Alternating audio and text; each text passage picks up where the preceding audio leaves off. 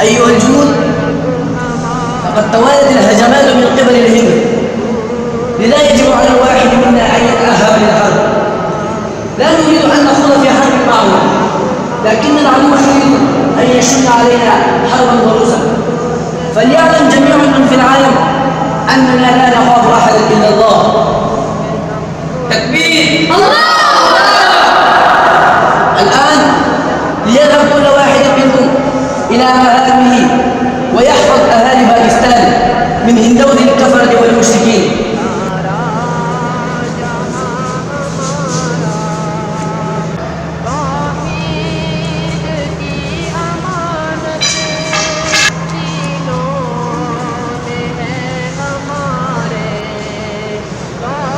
يا سيدي، أسعد الهند قادمة إلينا بأسلحة هائلة.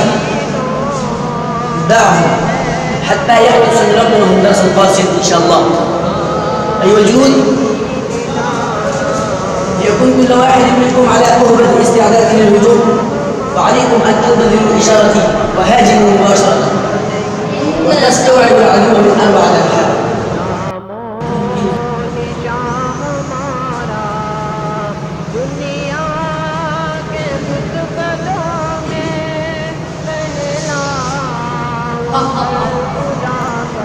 من سينقذكم اليوم من بين أيدينا؟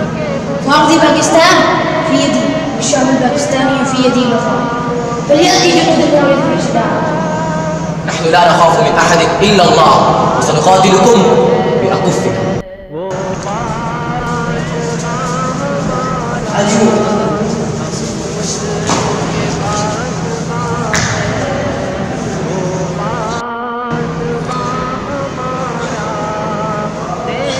الآن سنرسلكم إلى جهنم الحمراء. سماحة الجرمان أولى بالأدب والإحسان.